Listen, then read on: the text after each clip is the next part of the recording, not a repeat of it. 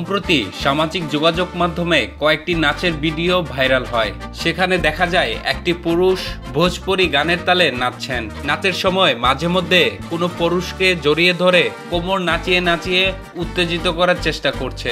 নাচের অঙ্গভঙ্গি দেখে যে কারো চোখ কপালে উঠতে বাধ্য। কি নাচ বলে একে? কোথায় এই নাচের উৎপত্তি? কোথায় এই নাচ হয়?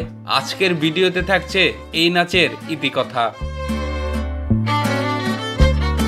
উত্তরপ্রদেশ এবং বিহারের সামন্ততান্ত্রিক কেন্দ্রস্থলে বিবাহ এবং অন্যান্য শুভ হিন্দু অনুষ্ঠানের মতো ঐতিহ্যবাহী অনুষ্ঠানের একটি বৈশিষ্ট্য হলো লন্ডা নাচ, যেখানে ট্রান্সজেন্ডার মহিলা বা মহিলাদের ছদ্মবেশে যুবকরা নৃত্য পরিবেশনায় অংশগ্রহণ করে। লন্ডা নাচ আক্ষরিক অর্থে ছেলেদের নৃত্য। ভারত, নেপাল, মরিশাস এবং ক্যারিবিয়ান দ্বীপপুঞ্জের ভোজপুরি ভাষাভাষী সম্প্রদায়ের একটি লোকনৃত্য।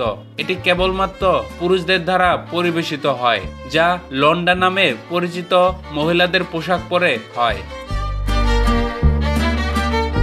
তবে সময়ের সাথে সাথে লন্ডা নাচ বৈচিত্র্যময় হয়ে ওঠে। ঠাকুরের থিয়েটারের বংশধরের ধারা প্রতিষ্ঠিত সীমানা এবং পরামিতি অতিক্রম করে। বিনোদনের একাধিক উৎসের উত্থানের সাথে সাথে লোকশিল্পের ধরনটি তার পেশাদারিত্ব হারিয়ে ফেলার জন্য এটিকে বস্তুনিষ্ঠতা এবং বৈধতা দেওয়ার অনুমতি দেওয়ার জন্য অপব্যবহারের ক্ষেত্রে হয়ে ওঠার জন্য সমালোচিত হয়েছে। যদিও লন্ডা নাচে নিযুক্ত পেশাদার গোষ্ঠীগুলি মহিলাদের অংশগ্রহণ সীমিত করার জন্য সমালোচিত হয়েছেন। এর পিছনে একটি কারণ হলো অশ্লীল নৃত্য দল, যার নাম অর্কেস্ট্রা। এর ক্ষেত্রে মানব পাচারের ব্যাপকতা, যা সেই অঞ্চলে জনপ্রিয়তা অর্জন করেছে, যেখানে একসময় লন্ডা নাচ ভালোভাবে সমাদৃত ছিল। এই দ্রুত পরিবর্তন মূলধারার দর্শকদের চাহিদা অনুসারে লন্ডা নাচ দলগুলির পরিবেশনাকে সামঞ্জস্য করতে বাধ্য করেছে।